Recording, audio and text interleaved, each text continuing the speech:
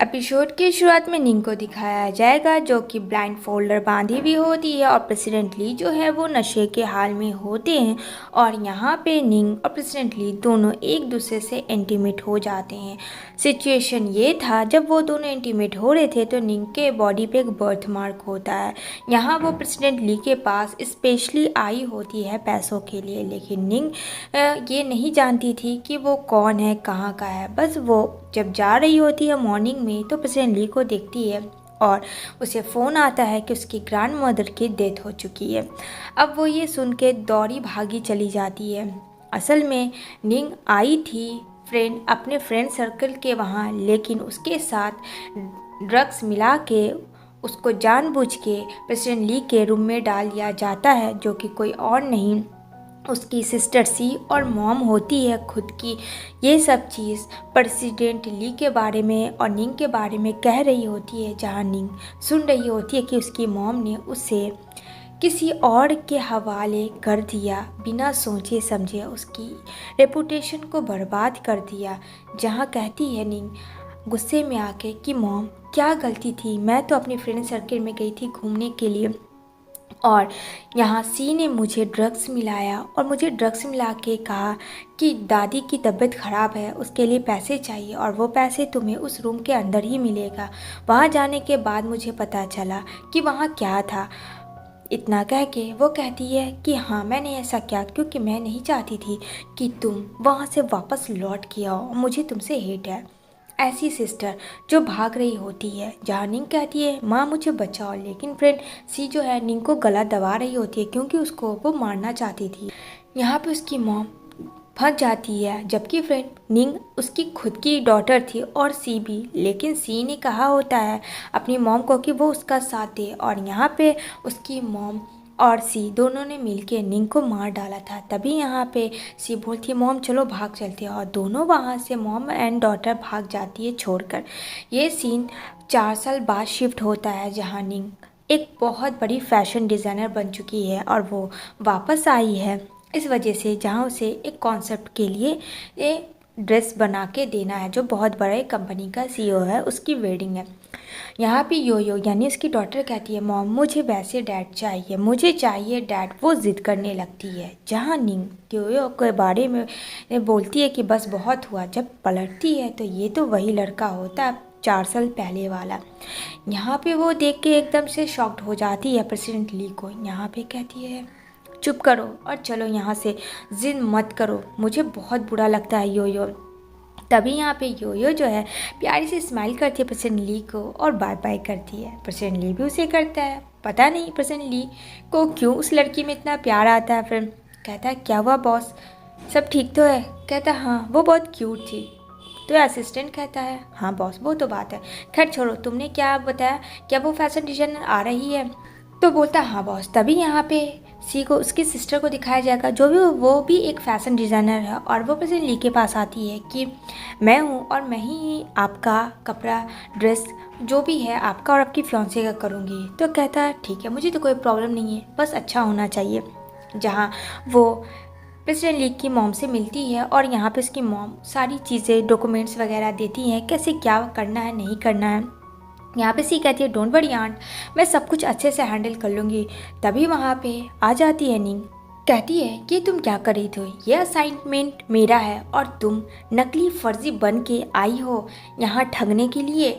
तो ये रहा कॉन्ट्रैक्ट और अगर दोबारा नज़र भी आई तो मुझसे बुरा कोई नहीं होगा, अपना एक्सपीरियंस कहीं और दिखाना और दफ़ा हो जाओ। जहाँ सी बोलती है मैं तुझे छोड़ूंगी नहीं, तू मरी नहीं है, अभी तक जिंदी है। इसका तो खून खौल उठता है सीखा कि मैंने तुझे मार दिया था, पर वो जिद्दी लड़की अभी तक जिंदी है। इधर प्रेसिडेंट ली की फियांसे पी को दिखाया जाएगा, जहाँ छोटी बच्ची योयो भी होती है। यहाँ पे वो बोलती है तुम मेरे हैंडसम डैडा को परेशान मत करो। जहाँ बोलती है पी चुप कर। प्रेसिडेंट ली को बोलती है अपना डैडा उसे पुश कर देती है। जहाँ प्रेसिडेंट ली देखता है और कहता है पी ये छोटी बच्ची है, तुमने क्या किया? कहती है ये तुम्हें डैडा क्यों बोल रही है?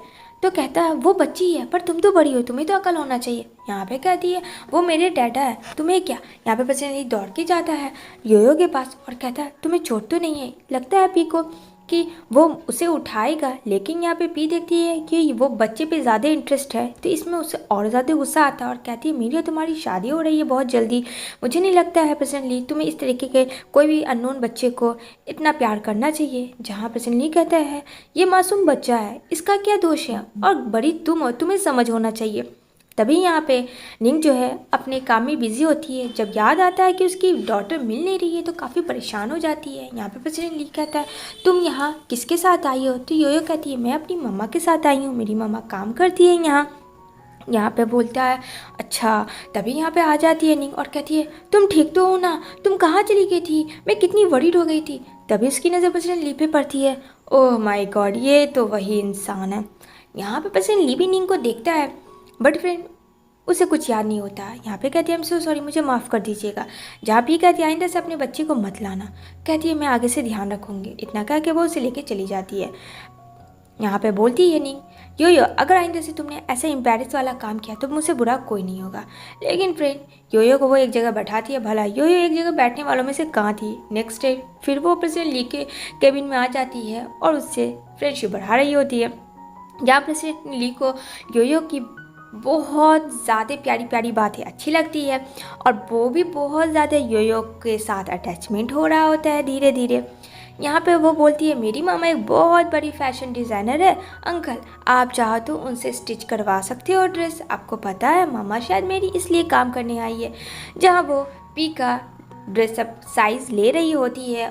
पी तो काफ़ी गुस्सा करती है, लेकिन क्या करे, ये निंग जो है बहुत बड़ी फैशन डिज़ाइनर थी तो उसको अपनी शादी में हर एक चीज़ परफेक्ट चाहिए। अब यहाँ वो अपनी डॉटर को लेकर जा रही होती है तो कुछ लोग टॉर्ट करने लगते हैं निंग को कि पता नहीं इसका बाप कौन है। और यहाँ पे निंग उसे एक स्लैप मारती है, कहती है तुम्हारी इतनी हिम्मत कि तुमने मुझे मारा। अब वहाँ 4-5 लोग निंग को काफ़ी ज़्यादा ट्रोल करते हैं, उसे मारते हैं और कहते हैं कि गलत ही क्या है। जहाँ योयो कहती है मेरी मम्मा को छोड़ दो, मेरी मम्मा ने तो कुछ भी नहीं किया। यहाँ पे उसके बच्चे को भी मारती है और कहती है तुझे पता है तुम्हारा डैड कौन है, ये जानती भी नहीं हो तुम। चली आई बोलने वाली, तभी प्रेसिडेंट ली उसका हाथ चीप देता है शूज़ से अपनी और कहता है दोबारा से अगर किसी भी लोग को तुमने परेशान किया तो मुझसे बुरा कोई नहीं होगा।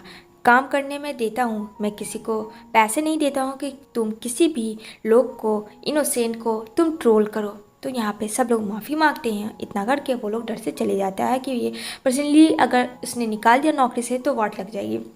जहाँ निंग कहती है थैंक यू सो मच और फर्स्ट टाइम वो दोनों हैंडशेक करते हैं। जहाँ प्रेसिडेंट ली फिर से उसे करीब पाता है और ये सब पी को फ्रेंड रास नहीं आता है।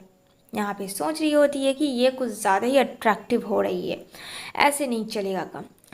नेक्स्ट डे प्रेसिडेंट ली का निंग ले रही होती है साइज कोर्ट वर्क के लिए। तभी वहाँ प्रेसिडेंट ली को निंग की वो फर्स्ट डेट याद आती है 4 साल पहले वाली, और वो उसे देखता है तो वो बर्थ मार्क देखने के लिए उसका कपड़ा हटाता है। तो वो उसे एक स्लैप मारती है प्रेसिडेंट ली को कि मुझे लगा था कि आप अच्छे हो बट आप भी उन सब में से एक निकले।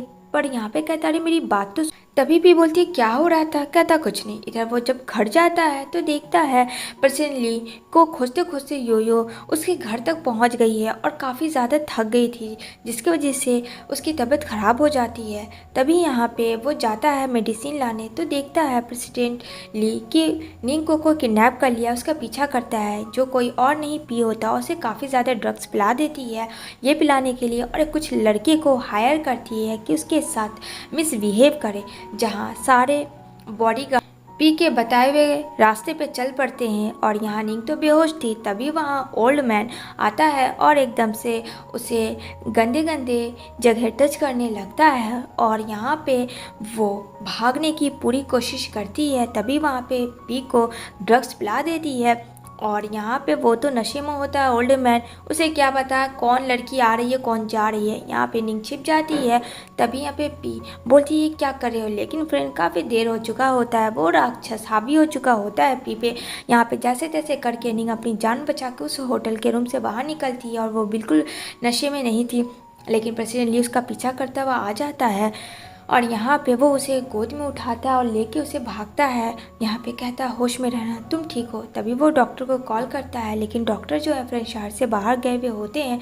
एंड देन वो अपनी नैनी को कॉल करता है योयो के बारे में पूछने के लिए। तो वो कहती है कि योयो को होश आ गया है, वो अब ठीक है। यहाँ निंग को देखता है और निंग को बोलता है ए होश में हो, तुम ठीक तो हो ना। तभी यहाँ पे वो बर्थ मार्क देखता है जो उसे 4 साल पहले फर्स्ट नाइट पे उसको याद था। तो यहाँ पे ये समझ जाता है कि ये लड़की वही है और योयो उसकी ही डॉटर है। ये चीज़ तो प्रेसिडेंट ली को क्लियर हो जाता है, लेकिन उसे समझ नहीं आता कि वो रात उसके कमरे में वो क्या कर रही थी। अब उसे क्या पता था, उसकी सिस्टर ने ड्रग्स मिला के उसे रॉन्ग कमरे में भेज दिया था। वो बेचारी तो अपने फ्रेंड सर्कल में मस्ती करने गई थी। यहाँ पे निंग को कहता है तुम ठीक तो है। यहाँ पे कहती है हाँ मैं ठीक हूँ। जब वो घर में आती है और यहाँ पे पी की हाल ऐसी होती है, लेकिन निंग तो फर्स्ट क्लास अपनी डॉटर के साथ होती है। पी कहती है तुमने ये सब चीज़ जानबूझ के किया ना। तो निंग कहती है जिसको खाई में ढकेलोगी तो तुम तो गिरोगी ही ना। मेरा तो इंटेंस ऐसा कुछ नहीं था, लेकिन तुम्हारा इतना गंदा इंटेंस था तो उसमें फंसेगा कौन, तुम ही ना। कहती है पी मैं तुम्हें जान से मार दूंगी, तुमने मेरा लाइफ बर्बाद कर दिया। और वो उसे मारने लगती है। जहाँ बोलती है यो छोड़ो मेरी मामा को, तुम लोग सब गंदे हो, मेरी मामा को हमेशा परेशान करते हो। यहाँ पे निंग कहती है जाओ यहाँ से यो। यहाँ पे आता है प्रेसिडेंट ली और पी को पुश कर देता है और कहता है तुम्हारी हिम्मत कैसी हुई। और यहाँ पे वो बोलता है जाओ तुम लोग घर, वो उसे घर लेके भेज देता है। दूसरी तरफ जियान को देखने को मिलेगा जो निंग का फ्रेंड होता है, और योयो भी काफ़ी एक्साइटेड होती है कि काफ़ी दिनों के बाद वो अपने अंकल से मिली है। और यहाँ पे कहता है अरे योयो को याद है कि उसके अंकल भी हैं। यहाँ पे कहती है हाँ मुझे याद है अंकल, वैसे मैंने बहुत मिस किया। और यहाँ पे बोलती है योयो कि देखो जियान को तुम्हें परेशान नहीं करना है ज़्यादा, मामा काम पे रहते हो, तुम्हें अब घर पे रहना है, मेरी बात समझ रही हो ना। यहाँ पे जियान कहता है क्या हुआ सब ठीक तो है। तो यहाँ पे निंग कहती है हाँ सब ठीक है, बस ये एक वजह से थोड़ी परेशान हूँ। इधर निंग अपने जाती है रोज़ की तरह काम पे, जहाँ फ्रेंड एक फ़ैशन डिज़ाइन का कंपटीशन होता है। वहाँ उसके सिस्टर सी भी होती है और यहाँ पे कहती है मैं तुम्हें जीतने नहीं दूँगी। जो उसका बनाया हुआ ड्रेस होता है निंग का, वो सी ने पूरे तरीके से उसे बर्बाद कर दिया होता है। लेकिन फिर निंग ने हार नहीं माना होता है। निंग ने उसे भी फ़ैशन डिज़ाइनर का एक अलग सा डिज़ाइन दे दिया होता है, जहाँ सारे जजेस काफ़ी इम्प्रेस हो जाते हैं निंग और सीखे कि ये कढ़ाई पे पानी फिर जाती है। अब तो ये सब चीज़ देख के और सी गुस्से में आ चुकी थी। उधर प्रेसिडेंट ली निंग से मिलने की कोशिश करता है, जहाँ आती है यो और काफ़ी ज़्यादा खुश हो जाती है अपनी मामा को देखकर। यहाँ पे जियान भी होता है। तो यहाँ जियान और प्रेसिडेंट ली की फ़र्स्ट मुलाकात होती है। यहाँ पे निंग जो कहती है जियान ये मेरा फ्रेंड है, कहता अच्छा, लेकिन प्रेसिडेंट ली को जेलस फील होता है क्योंकि वो उसे लाइक नहीं कर रहा था। यहाँ पे यो कहती है मामा मैंने बहुत मिस किया और मैंने कोई बदमाशी भी नहीं की और मैं पूरी दिन घर में रही, लेकिन मुझे डैडा चाहिए। आपने मुझे कहा था ना कि अगर मैं गुड गर्ल बन जाऊँगी तो आप मुझे डैडा देंगे। अब यहाँ पे वो काफ़ी ज़्यादा परेशान थी और दिल ही दिल कहीं सोच रही थी कि प्रेसिडेंट ली और योयो का बॉन्डिंग बहुत अच्छा है। तभी प्रेसिडेंट ली योयो को हक करता है और साथ में निंग को भी। तो निंग तो ये देख के एकदम से शॉक्ड हो जाती है कि इससे क्या हुआ। तब यहाँ वो लोग उसके घर से ड्रिंक करते हैं और बाहर जा रहे होते हैं। तो यहाँ प्रेसिडेंट ली के कार में निंग होती है और योयो होती है, जो दोनों बेहोश हो जाती है और किडनैप हो जाती है। यहाँ पे कोई और उसे किडनैप नहीं करता बल्कि सी ने किडनैप किया हुआ होता है। और यहाँ पे कहती है सी तुमने मेरी ज़िंदगी को हराम कर दिया, मुझे लगा था कि तुम मर गई हो लेकिन तुम फिर भी ज़िंदी हो, लेकिन आज मुझे तुमसे कोई नहीं बचा सकता है।